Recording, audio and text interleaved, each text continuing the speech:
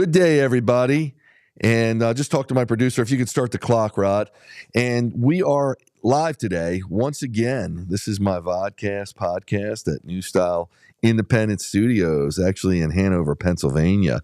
And I'm going to turn on the screen so you can actually get a view. Today, so what I do is when we do these vodcasts, I usually broadcast alongside of me, above me, full screen sometimes, some of our most recent adventures. And if you're familiar with me, I usually travel the East Coast to run the dogs on equipment that I've designed into a sport that I've kind of pioneered that I call dog motorsports. So basically what it is, because I get a lot of flack, and I'm sorry I have to address it this way, but the dogs, these are Huskies, which Huskies are known as sled dogs. Today, sled dogs are a conglomerate, basically, of a lot of different breeds, bringing the best of different traits together to make a sled dog, to make the best sled dog that they think they can produce. So what I mean by that is the most efficient. And but back in the day, Huskies were one of the original sled dogs. So I'm just going with Huskies. They're one of my favorite breeds because of their personality, their energy level, and a lot of the traits that I jive with, and I've been jiving with for over 30 years now. So the sled dog traits, there's still a lot of traits in them. A lot of times they're not bred like they were many years ago to get those traits to the highest capacities and best performing levels they could, because again, they're doing that through different dogs, through different breeds. And but I'm going back in the day, just being the traditionalist maybe that I am, and also just for the love of the breed, the Husky. So I'm more of a dog guy, you could say, maybe, than a musher. So not that a musher isn't. A musher knows all about their dogs, but I'm not competing, and I'm not doing this for any kind of business. So I'm not like a sled dog operator per se that might be doing tours, and that might be doing camps, that might be doing the Iditarod. So I'm nothing like that. I'm doing this strictly recreationally, and that's what I've been doing all my life. So I'm constantly in the search for the best way to enjoy life with my dogs, my Huskies, over generations. And I keep evolving, and my equipment keeps evolving. So when I first got into this, I originally didn't want to do professional sled dogging. I didn't want to. I don't live in an area that would be conducive to dog sledding, essentially, and I didn't have the knowledge of a musher. So, and I, quite frankly, because it wasn't something I aspired to do, I didn't really want to learn all about it in that capacity. I wanted to give my one Husky, when I started, the best life possible. So by doing that, I had to find out what he was all about, because at the time I got him, and the only thing I knew, I did know I liked the Husky breed because I had some experience from my family, but I never had my own Husky. So when I got into getting my own Husky, I learned a lot from him, of course. So, by the way, again, we're on the Virginia Capitol Trail in this video that I'm showing here, and you may notice it's on blacktop. So a lot of flack about blacktop. And I talk about that a lot because there's so many misnomers, if that's the right words. There's so much bad said about it, but it actually can be really important for probably all dogs in some capacity. And I'm not saying it's something we do every day. Moderation, like almost everything in life, is the key to blacktop. But people go to all ends of the spectrum to tell me why it's the worst thing I can do for my dogs. And, not realizing that I've been doing this for 30 years, multiple generations of dogs, and have had nothing but, fortunately, the best of results. So, and when I say the best of results, I'm talking about through the dog's life And as we get into the golden years, as they become seniors, and when they start becoming more subject to age-related mobility issues like arthritis. So people, they say, well, maybe it's okay now, but you're going to see that in their later years. So I haven't. I've actually done the reverse, and that's why I'm so enamored, if that's the right word, or so determined that hard surfaces like concrete, asphalt, blacktop, etc., are important in a dog's training. Because through my veterinarian, through working with them and understanding my dogs and trying to evaluate and constantly scrutinize their life to make sure they're living the happiest life and the most healthiest, I've come to this conclusion that it's really important for them. There's a lot of different aspects that I like to mention just real quickly because I've talked about this before and I have this on my websites. PaulAware.com addresses it in more detail. But basically, the blacktop provides a way of keeping their paws, keeping their pads on their paws in healthy condition, the skin, because it's rubbing against it. And keep in mind, blacktop hard surfaces are similar to rock, which dogs would be, their ancestors many moons ago would have the ability to go on rock. It wouldn't instantly damage their pads. So it really helps keeping a healthy skin as well as maintaining proper claw lengths, not the dew claw. So the dew claw's up further, maybe towards the forearm a little bit, what you would consider on a human. But the claws, because they're constantly coming in contact when you run them or exercise them, work them on a hard surface, so they're grinding them down a little bit. So if you do it properly, you're not going to hit the bloodline. And that's when you hit the bloodline, it looks like somebody was murdered, God forbid. It's blood everywhere because it just bleeds a lot there. So you don't want to go that far. If you do this in moderation and do it properly and know your dog and what you're looking for, it keeps the claws or nails in really good condition. And another really important aspect, which I don't mention enough, is bone density. And I am not a veterinarian, so don't get me confused for that. Always, whatever I tell you, whatever you hear anywhere, it's always good to check with a veterinarian, your veterinarian in particular. They probably know your dog the best, your breed the best, maybe, etc. So, but with bone density, if you don't give them the chance, and I've talked to actually through social media, horse people, they say a lot of times and I don't know anything about horses, not claiming to, but this is just what was mentioned, that the horses they were seeing, because they were running them not, I guess, on hard surfaces, the bone density wasn't there. And people, as we get older, it's my understanding, we lose bone density, just like muscle atrophy, etc. So by the harder surface, my belief and through what I've seen is it's helping maintain healthy bone density, which again is going to help later in life. So there can be a lot of good out of this asphalt, blacktop, concrete, what I call hard surface training.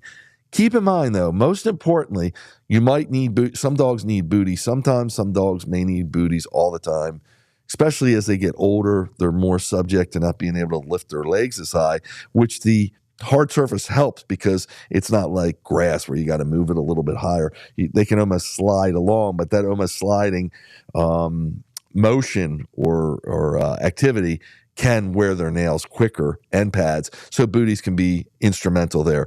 A problem with booties is I've had dogs actually slide in them. So they can't grip the ground. They're not getting to work their paws to grip, which they normally that's what they're designed to do, grip the surface. So, but you have to look at the situation and determine, my dog may need booties all the time. My dog may need booties sometimes. My dog may need booties once in a blue moon, etc. Paw protection is what booties are, if you're not familiar. And also There are waxes out there that are made for the dog's pads that can be beneficial too. Sometimes you put them between the toes, because they can help with the snowballing effect. Because on snow, it's a different ball game. Booties are a lot of times needed because of the nature of the snow. Depending on the conditions, it can build up between their toes and create basically their paw can become like a club, like an ice, because it can all freeze together like a hard snowball club. And it can be detrimental to their health, or at least it can be problematic, where it can actually do damage because it can freeze it out. It can make it so they can't run on it properly, and they can damage it. A lot of adverse effects. So snow is more likely when there's snowy conditions. That's when I really start thinking more about the booty effect or the booty aspect. So we're on the Virginia Capitol Trail in this video. This is roughly 5 weeks ago. It's a pretty current video, and I'm with my same team out there. Scott, who you see on my left there, he's actually rolling a camera we created, a rig we created to use a 360 camera, an Insta360.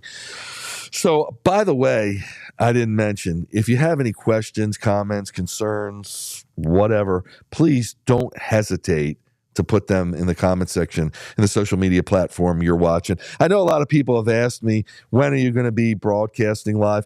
Because usually I broadcast from in the studio live. What you're seeing me here, I call my VodCast.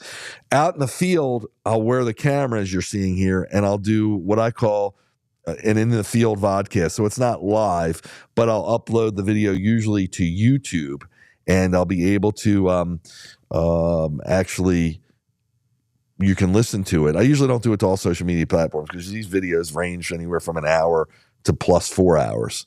My producers tell me we have a comment here. I'm going to address that right now because, again, we are live on the air, and I like to get everybody involved as much as possible. So, Haley Stevens. Haley, how are you? Thanks so much for tuning in and commenting. This is very informative. Thank you for the info. I have a 16-year-old puppy, but she hates her booties. Haha. Yeah, that is a problem. Thanks so much for the comment again, Haley. It does. Dogs don't, it's not a natural thing to put a booty on a dog. So usually when I try something new with the dogs, I do it. I give them, I call it like the 3-second rule, even though it's a little longer than 3 seconds. I put the booty on them, let them feel it for a second, and then just go. Because once you can get their, dogs are usually not multitasking like maybe a human could be. Their minds don't work that way. At least to me, they don't. So you put the booty on, and they're thinking about what's on me, what's going on, and then you start the bike up and go, and they're like, "Well, I don't know, I'm just going, just doing the motion that's natural, which is running with the bike or with the sled, etc." So the booty becomes like second nature, and then when you stop, they might feel it a little bit, but they're probably a little tired when you stop for a break, so they're not going to be their attention's not going to be on that booty, and it's probably going to disappear in their mind, that thought. One thing. Booties are problematic because they don't like to stay on. And I've tried almost every booty in the world. I tend to like the ones that have the double Velcro. I've just bought them on Amazon a lot of times. They actually, I feel like they have, with the second Velcro strip, it helps really keep them on the dogs. Also, I've been trying a new one called Rocky Paw booties, I believe they are. Now, they claim they never come off. I haven't gotten the right size for the dogs I want to use them yet.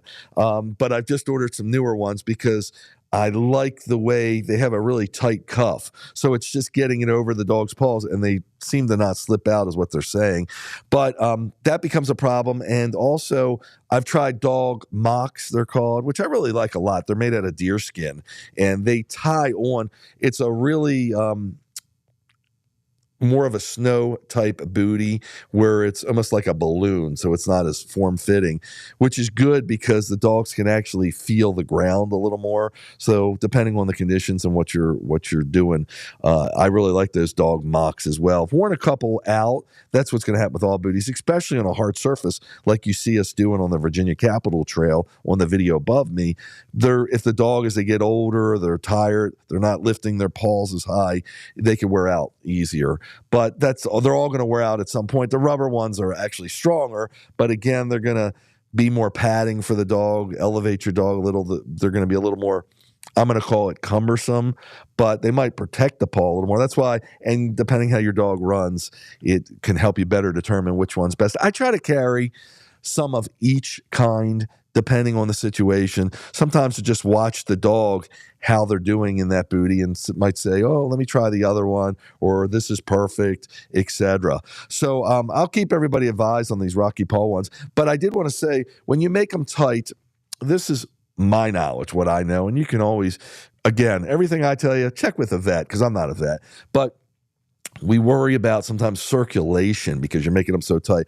My understanding is, as long as the dog keeps moving, the blood's going to keep flowing. If you're going to be stopped for any period of time, you might need to loosen it, because when you stop, the blood stops, or at least it's not working as easy. It's harder to get the blood down to that extremity, to the paw. So keep that in mind. But I make them pretty tight, and I've never had an issue with the blood flow because we are moving. As soon as we're done, and if we stop for any period of time, I will loosen them or take them off. So thanks, Haley. Thank you so much for the comments. Really appreciate it. Again, I just try to share my knowledge, and over 30 years of doing this, what I can do to help others. And I want to clear the air from all the misnomers, because there's so many of them, or misconceptions that people say I had. And I'm just venting a little here, so this is, it's the VodCast. I had one guy, just he was from he spoke another language. I believe he was from another country, and when I turned on my translating in Facebook or whatever social media app I was in, he was like, moron. That's what he kept calling me, a moron. So because I asked him, are you against exercising dogs? And he just kept saying how much of a moron I am. And there's a language barrier there, but I try with everyone to explain, because I'm not trying to change somebody's mind per se, but I want others that are reading this to understand when someone says something, even if it's negative, I want to try to set the record straight so other people reading it don't get the wrong impression. Because if people go in there and say, well, excuse me, I've got my producer let me know there's another comment or question, and I appreciate that. And so from Keith, hey, Keith, how are you doing? Thanks so much for tuning in the comment. I have not had a lot of luck with booties either. Yeah, they're just, booties again are just, I think they're a necessary evil sometimes. So, but I pretty much, when my last generation of Huskies had gotten into their golden years, and I knew they needed them at some point. They were flirting with that, and they did. I actually made a steel-toed booty, and I'll give you more on that in a second. But I bought almost every booty on Amazon that I thought would be appropriate. I mean, my wife thought I was off my rocker, which I am in some ways, but she's just like, why would you buy a million of them? And I'm like, first of all, they're on Amazon, so I can return them if I don't like them at all. Second of all, because Amazon has the biggest selection, at least that I could find, a myriad of companies, most of them in China, producing these booties. And I don't know what they know about booties, but some of the electronics, a lot of electronics we get from China is pretty darn good. So I'm going to try them, and it would give me a chance to see what's really available out there. So I'm literally talking probably a dozen or two of different ones. And then I might buy, 4 or 8 of those, because I have 4 dogs. And so, back paws, front paws, et cetera. And a lot of times, the back paws might be a different size than the front paws. So a lot of places that are more familiar with this, where they sell booties, that's one of their main focuses. Local companies, I'm talking in the United States, where you can do mail order, they may not be on Amazon, will offer you the opportunity to buy different sizes for the front and back paws. When you're buying them on Amazon, they're usually sold in 4 packs. So I found there were some really good brands. I mean, some were for fashion. Obviously, I'm not looking at anything for fashion, but some are actually really good. I liked them, and to this day, I still use some of those. But there's Muttlux, which is, I believe, an American company, or made here in the USA or distributed here, that you can get. There's the Rocky Paw booty I talked about. There's Dog Mox. These are all companies, at least somewhat located in the United States, whether it's just distributorship. I think they're manufacturers. And there's a few more out there, Roughwear. I'm not a big, I love Roughwear. They're a company where their products are, I believe, made in the United States, or at least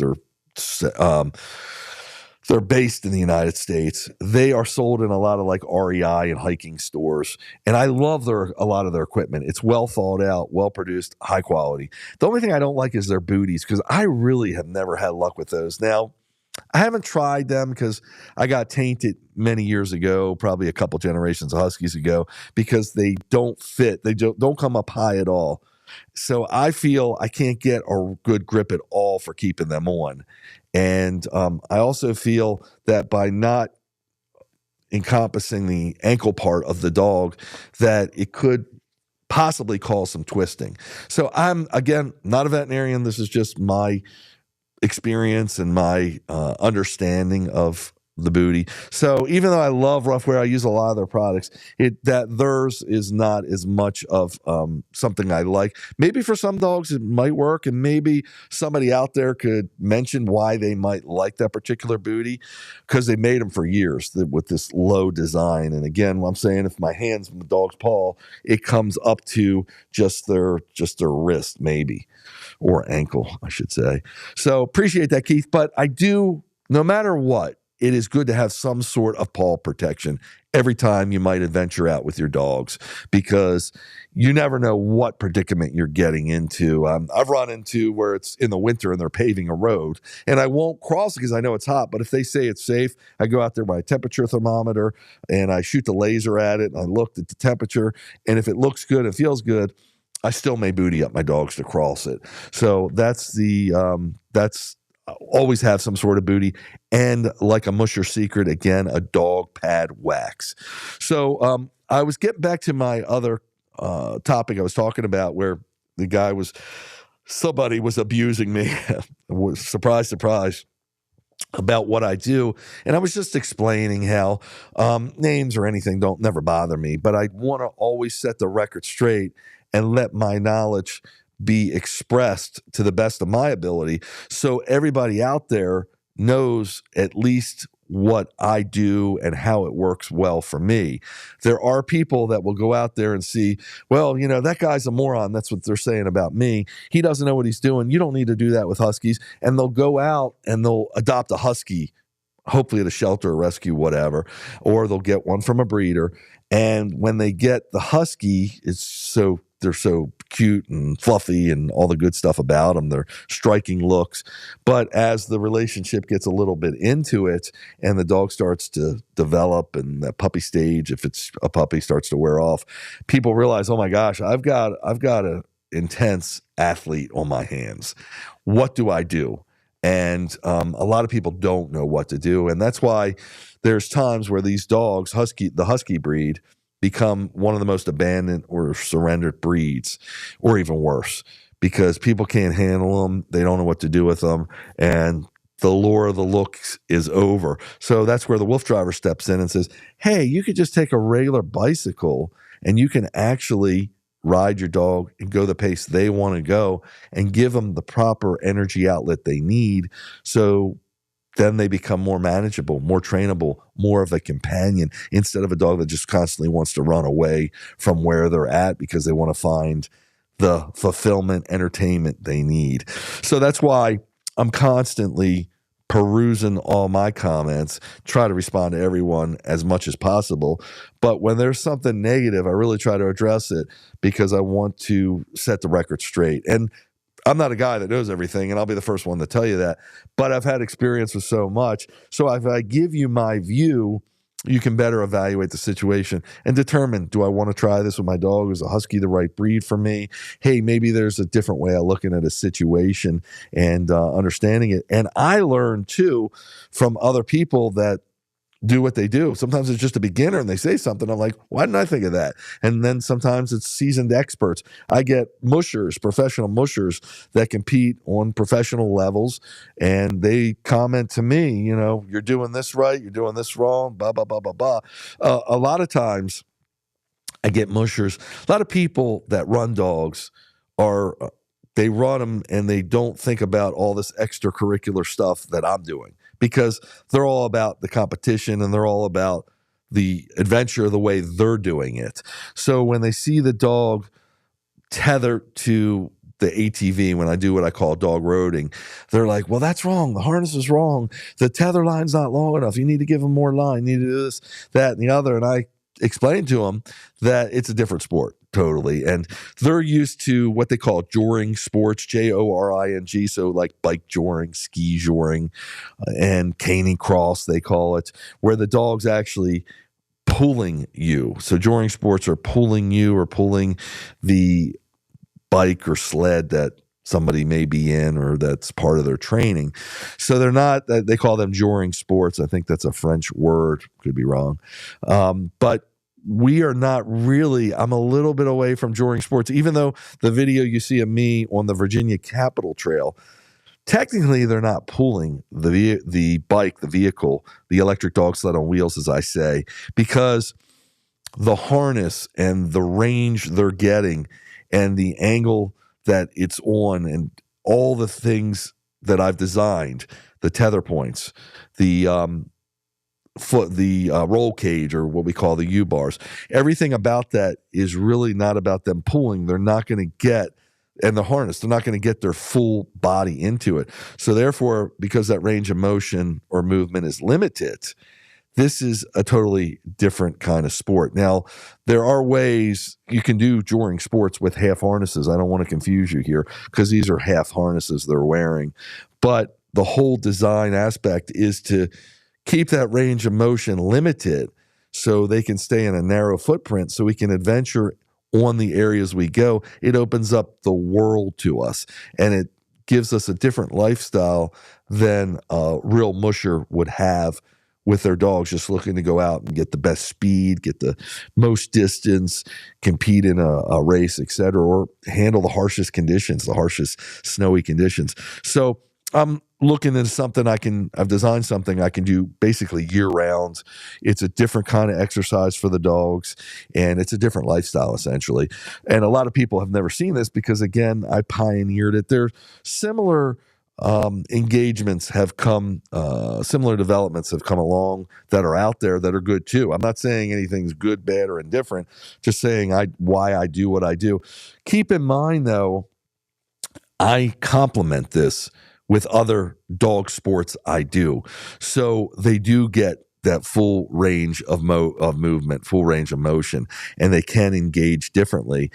But all of this together makes the lifestyle that I like to live. It lets us be the most adventurous and spontaneous as possible year round. So that's why I did the dog moto sports, and I've developed this electric dog sled on wheels and done everything I've done. And it's relatively compact, so it can fit in cars, on top of cars, maybe SUVs, et cetera. I travel in a big van because, again, I'm with a team and I'm bringing other vehicles and we're traveling long distances. So I have backup equipment and a lot of stuff to do for the dogs. So a lot of people might do this with one or two dogs.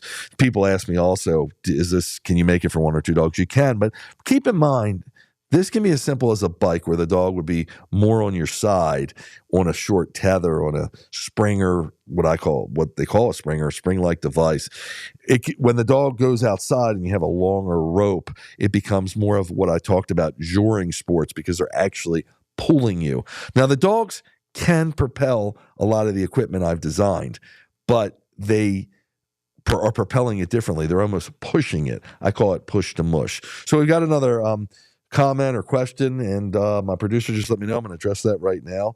So the dude, poor doggies, here we go. Poor doggies made into slaves. So that is the exact kind of comment that I talk about endlessly, because I am just flabbergasted that people think they have the knowledge to share such a derogatory quote, such a derogatory statement, because they come along and have no idea what I'm doing here. No idea. So I do this with 15-year-old Huskies I've done it with that are seniors. They still have pretty good range of motion, relatively speaking, or mobility, I should say, because I talked about range of motion in different contexts. They still have really good mobility for a dog their age. And I've done it with my 14-pound Chinese Crested, who's a toy breed. So you can better understand that dogs don't have to pull. And because a 14-pound Chinese Crested is not going to propel a bike or me, whether I'm on it or off of it, without a little other propulsion from the motor, from the person scootering, whatever. So people see this, and it's just the way of the world today because of social media and how a lot of people have a short attention span. So they see this and say, oh my God, these dogs are being treated terrible. So that's why I've created over 20 websites, because I want everybody to understand what is going on a step-by-step description. I've got another question here. So from Keith, these Huskies are loving what they are doing. You can see they are wanting to go just by watching them when stopped.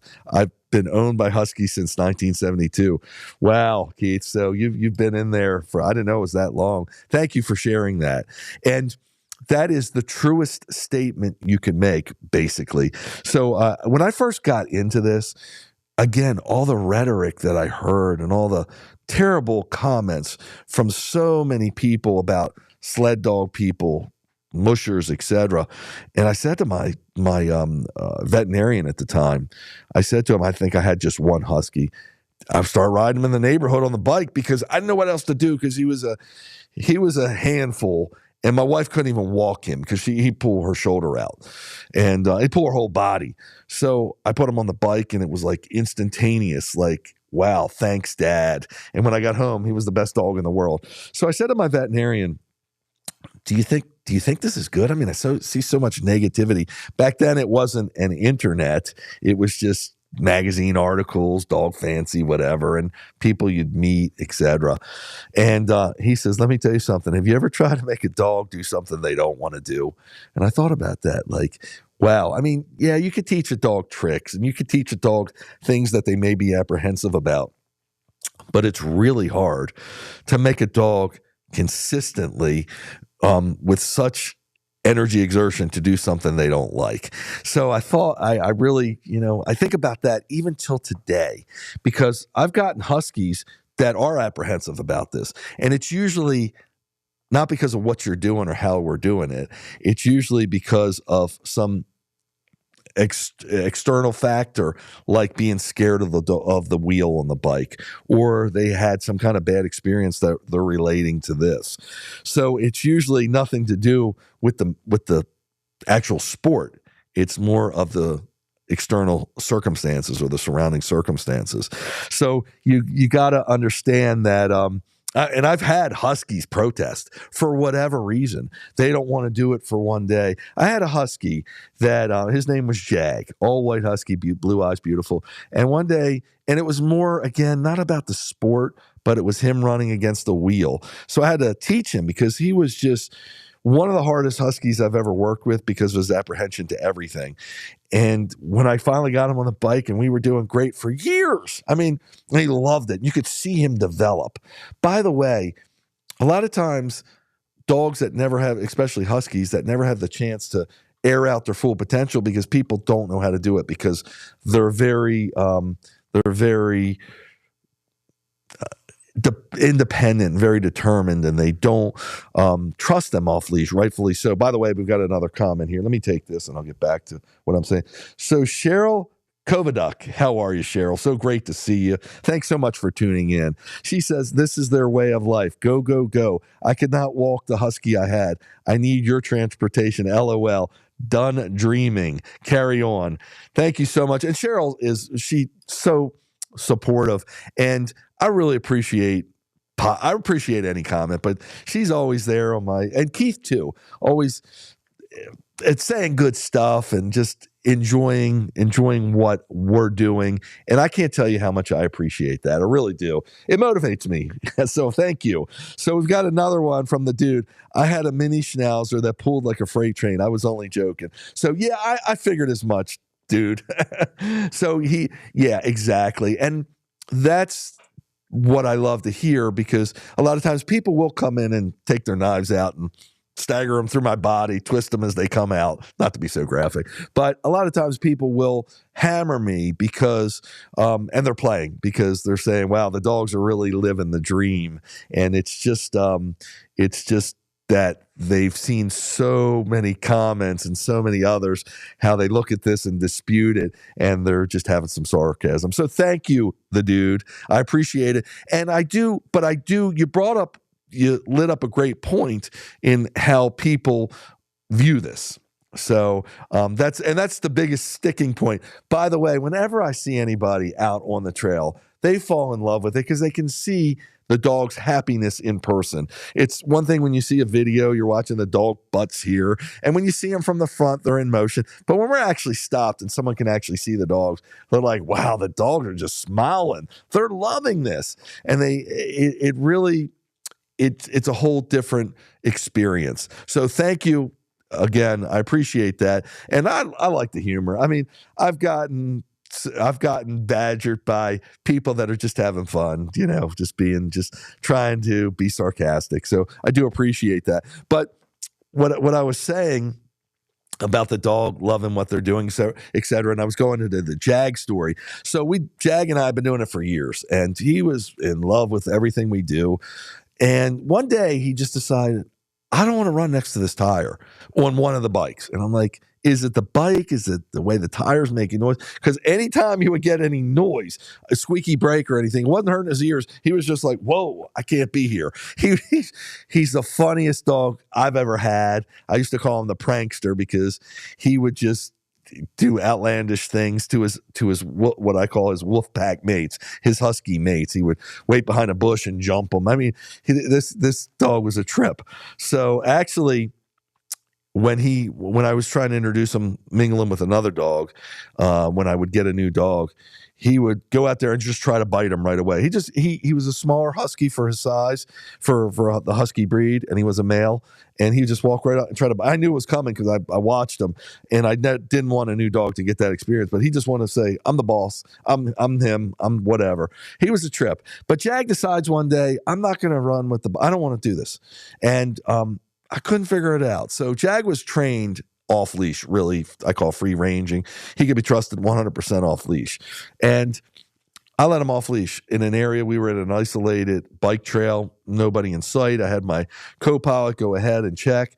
I let him off the trail. I let him off the bike, and he just started running right with me. He was like, this is cool. This is cool. I mean, faster than we were moving at. He actually got ahead of the electric dog sled on wheels I had at the time.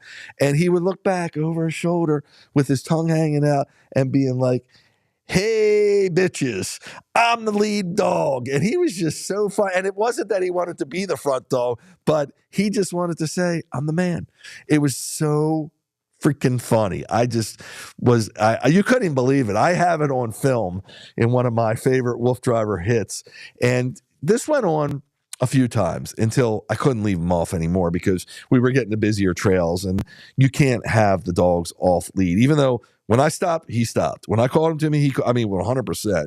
But there's people out there that are just afraid of dogs. They've had a bad experience. So they don't even want to pass me when the dogs are tethered and I stop and I give them 100 feet. They're like, well, you go. I don't want to go. I mean, some people are really petrified of dogs, and I understand that. So what I do is I abide by all leash laws.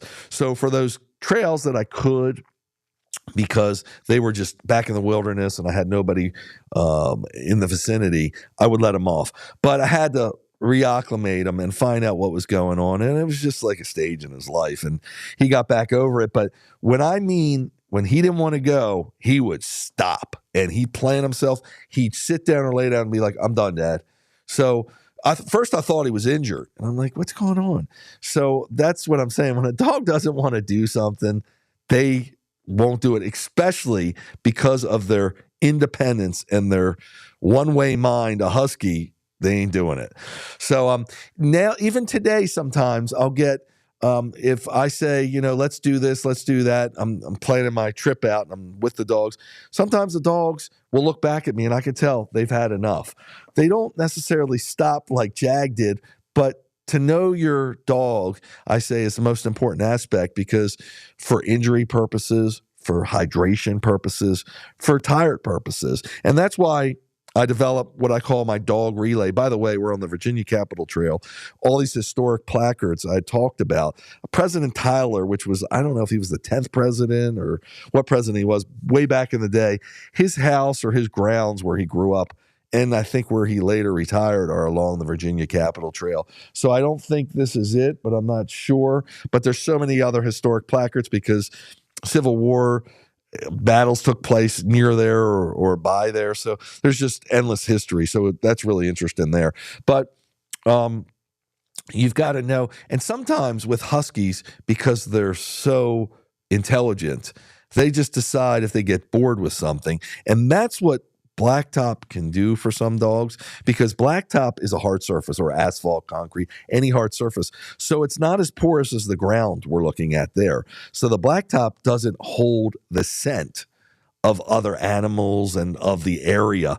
The blacktop, like the ground does. So sometimes dogs will actually get bored. I'm running on it, whatever. They're not as motivated to run, and the blacktop gets them bored. So if there's a shoulder or an area where I can put them on the grass, sometimes it picks them right up.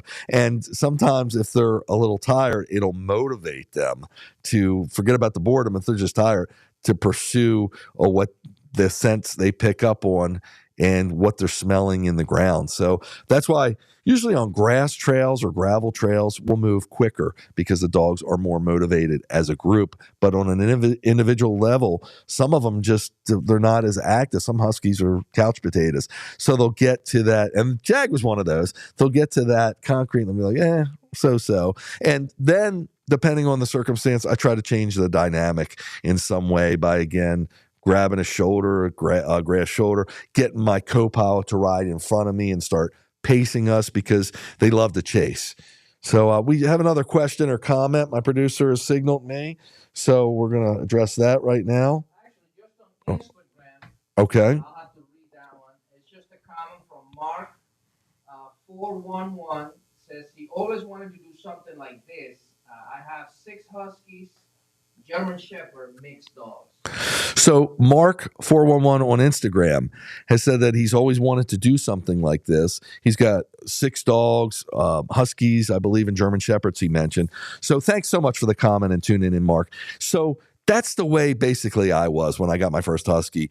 I admired the ability of someone to be able to do dog sledding, but I didn't want to make that kind of commitment.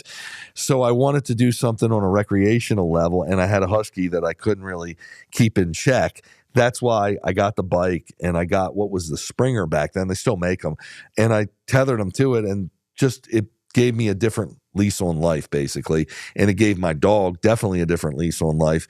And that's what's evolved into this. So I constantly keep pursuing to create the best way to run the dogs, to make it more appropriate for me as I age, hence the electric motors. So I don't have to be as physical. I don't have to be pedaling to keep up with the high speeds they want to go, sometimes the sprint speeds or the distances they want to go. I can basically sit back, relax. If they need assistance, instead of getting off of the vehicle and pushing, I can just hit the throttle and we can go for endless miles at speeds that they want to go. So it's real easy to get involved. You can go to my website, dogmotorsports.com, I call it, or electricdogsledonwheels.com, and you can see a video. It doesn't have a blueprint. I don't have a blueprint yet of how I built this and designed this, but pretty much almost any recumbent trike out there can be converted. And I hope to get dimensions up there and more specific descriptions and measurements, etc., so people can build this. I have had somebody just on the looks of this build this, and they did pretty good with it. A gal out in the Midwest. Actually, the first time she built it, it fell apart because she didn't have any ability to get any welding done or couldn't do it herself. And she didn't realize how strong the dogs are. So it fell apart, but then she was able to bolt it together in some capacity. And she was so excited because she was walking, I can't remember, it's 3 or 4 dogs, and it was just limited to where she could walk. And now with the vehicle she was able to design from what she saw in mine, she could take her dogs to a bunch of different parks. She couldn't wait to travel and try different areas. So really cool. I appreciate that. And it's awesome. And thanks again for that comment, Mark. So I did want to say, though, that Jag and other dogs that aren't as motivated, there's ways to pique their curiosity, to get them more involved. Because let's face it, couch potato dogs still need some exercise to lead a healthy life. And it works hand in hand. Sometimes when you start exercising them, be careful what you wish for, because they start developing in it and loving it. And then you got to go more miles, or you got to go at a quicker pace, etc. And that's where the electric dog sled is, or wheels, becomes such an advantage, because it can go anywhere at any time, essentially.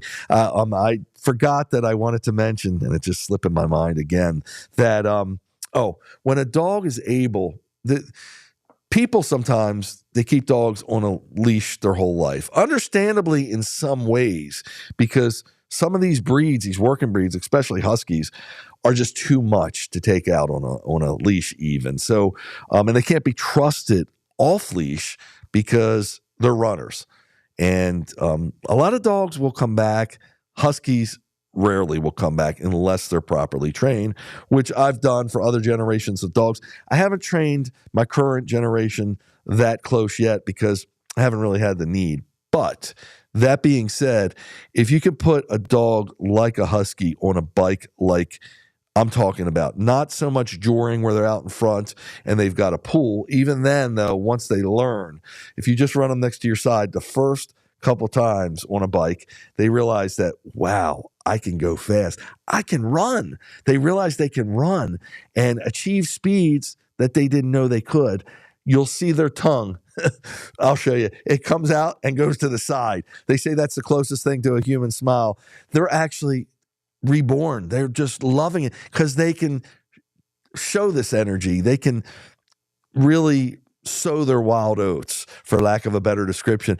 And I have that. I just love it. Especially, you can bring tears to your eyes the first time you see this, because it's a dog realizing their potential and understanding their body. So when I see my dogs do this, and my dogs still do this, they just get into a groove and they're like, this is so cool. Whether it's the scent that they're picking up on or the environment around us, they start moving and their tongue goes to the side and they're just in love with it. Those are the aha moments, the gotcha moments that I live for, because I always say my greatest joy in life is giving my dogs their greatest joys in life. So that's really cool. And I love seeing newcomers, new people do this and watch the reaction on their dog. It's amazing. I know sometimes getting them used to, especially when we ride them on the side of a bike, is challenging because you have the wheel and you have the pedals. And depending if it's a recumbent vehicle, recumbent bike or trike or quad, or it's a stand-up one, I like the recumbents because you're down low with them and you can really watch the reaction. And I think you can work with them closer. But if you are above them, that's a little challenging too. So it takes a little bit of work. Some dogs can pick up on it the first time. Some dogs, after a few sessions, they start to get it. And then they let their I guess their mind be free, and they lose these they're not inhibited anymore. And that's when that joy overwhelms them and they just become so excited. One of the greatest things I've witnessed, because it's just like screams joy. It's truly incredible. So one last thing I'll mention, yesterday, and I don't have that video yet, but yesterday we were out on the big farm and we were doing, it was a little bit warm. It was like I think it was 74 degrees, 75 degrees. And when you get out in the sun, it was a little warmer, but we had a good wind blowing. So they claim the wind chill was 73-ish. So it's a little warm to run the dogs. And that's why almost all the sports that I've developed here, all the different configurations I run them in, are good pretty much year round. Now, when it's too hot, it's just too hot. And taking them out in the bright sun is not a good idea either. So it started to be overcast. It was supposed to rain, which it did. The sky opened up. Luckily, we were off the farm. I planned it well. But the clouds were keeping us sheltered for a while. But we did hit, which I didn't think we would, some sun. And then when we hit the sun, I would go over to the shade. I also had a fan blowing on them, which is, it helps cool them. So I have misting fans. I use a brand called Ego because they're super powerful. The batteries are well designed. They last for a long time. When you mist a dog, again, you can check. I don't know if a veterinarian's going to know this, but certainly they know about their coats. When you mist a dog, it doesn't necessarily cool them. It depends on other circumstances, like humidity. So if the dog gets wet and the water starts to evaporate, it helps cool them almost like a sweat. When there's higher humidity, the water won't evaporate, or at least won't evaporate as fast, and it can lay on the dog and make it like a coat and actually trap the heat in. So you want to be real careful how you do this. But yesterday was the kind of day we could mist them off with the wind going and the low humidity and the fan, and it would dry off them quickly, and it would help hopefully keep them cool. Whether it's pulling the heat off or not is questionable because they are so well insulated from their hair. I mean, huskies have a hollow fiber hair, so it means that it's almost like a window's insulated. There's air in between it. So on the ends of their hair and on the roots of their hair, it's solid, and in the middle, it's hollow. So it helps actually insulate them, keep them warm, and help them in the summer and the warmer temperatures, keep them cool, and also protect them against the sun, against brush they might come in contact with, against when they roll on the grass, a sharp rock, or even the grass awns or grass blades can pierce them. So their coat is their best protection, and people will shave that not knowingly, and it can ruin their ability, at least when they don't have their hair on, to stay warm, to stay cool, to stay protected. So it's so important not to ever shave them unless it's for medicinal purposes where you can't avoid it. They have to do an operation, etc. Because when they shave them sometimes, whatever the purpose is, sometimes their hair doesn't grow back, or it doesn't grow back the same. So I've got my black dog here, Inyo, and she had what they call a pie. They had to actually remove her uterus before I had her. And actually, it was questionable whether she was going to survive. It was really scary. I didn't know this till after I got her. They had told me the story. But so she's shaven on her stomach sometimes. So her hair might be a little harder to work with sometimes. It might be more subject to mat, actually, because it might be growing a little bit awkward because she was shaved. But there's nothing they could do. They had to shave her, her life or shave her. I mean, obviously, you're going to shave her. And as dogs get older, they may need sonograms and other medical procedures just for tests, and they have to shave a certain part of their stomach, their area.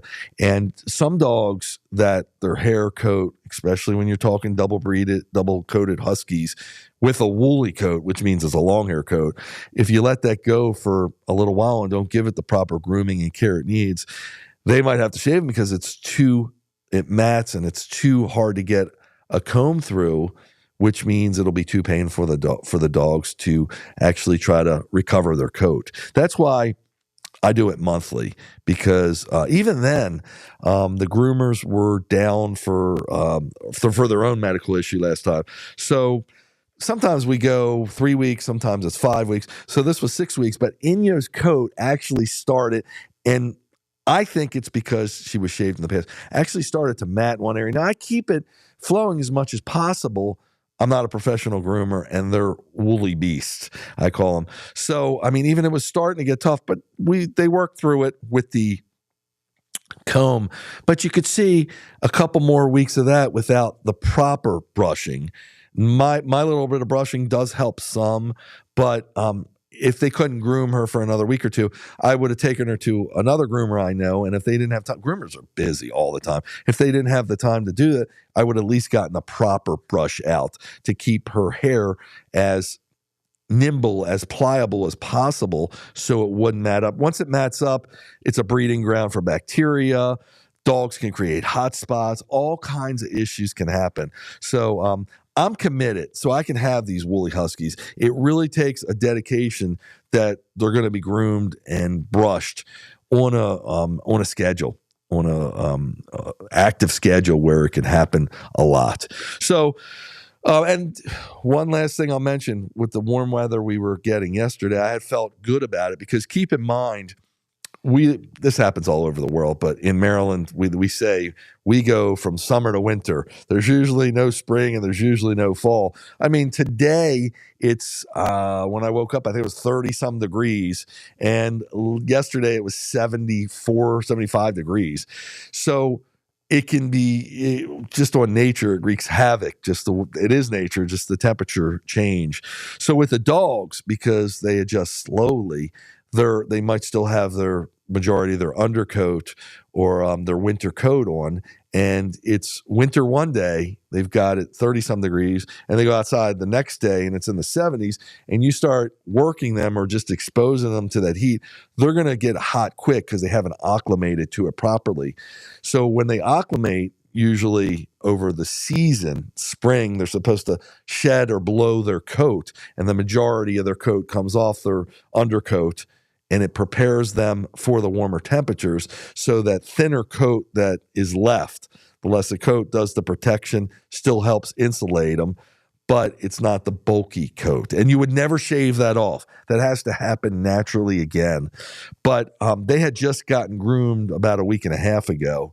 And I know that they didn't fully blow their coats yet, but they'd blown a lot of hair. So I felt good yesterday that at least they don't have that full winter coat on, so they'll be able to acclimate. They've acclimated to it in a more timely manner, in a more nature's nature. It's making these warm temperatures in a better manner. So that's why I do that. Again, that's why that proper grooming is so important, because it takes that undercoat, that dead hair will get intertwined with that live hair. And if it can't get out, it just becomes more and more intertwined and creates a big mess and acts like a mat that doesn't breathe. I'm Wolf Driver. Sorry for getting a little technical there. I really appreciate everybody's comments, tuning in. I appreciate the fun. You can have fun with me anytime. I love to laugh, and you can come at me any which way you want, because I really want everybody to learn all aspects. So if there's something about it that you take question with, don't like, or that you love, please go ahead and share that. It's important. It's important for others to hear that. And I know there's a lot of seasoned husky owners. They've had huskies and they've suffered for what I'm going to say, similar trials and tribulations that I have. Basically, that's why I've gotten into this. But sharing everything you know and your experience makes others better husky owners or people, newbies that are going to get huskies, lets them know what they're in for, so they can determine if that's the right breed, and not something they get and it's short lived. They take it back to a shelter or rescue in their lives. They can have a forever home with the people that adopt them or have them in their lives. This was, like I said, the Virginia Capitol Trail, and you can see it wasn't that long ago. There's leaves on the trees. Everything's starting to bloom here as well. Some of these are pine trees, they're evergreens. And I can't wait to show you some of the adventures we've been doing. I've got a whole new, I hope to discuss it on the VodCast, a whole new adventuring and exercise regiment that I'm developing, and I call it Mush CrossFit. I hope to share it with everybody just to give more ideas that what you can do with your dogs and to lead a healthy and adventurous lifestyle. Signing off here. If you're seeing this later, please go ahead and leave any questions or comments. Love to address them. And anything else I need to address, Rod? One last comment, and we'll get it in. So, from Keith, I would be interested in joining online next week. Oh, that would be great. Yeah, we're trying to do, and I didn't mention this. I'm assuming Rod did, my producer. We're going to try to get everybody involved in a more virtual way, so we can actually take direct questions through like something like Skype or Zoom, etc. So stay tuned. Rod's putting it out there, and I'm mentioning it here. Would love to get everybody so we can really have a good conversation and grow together as a group here.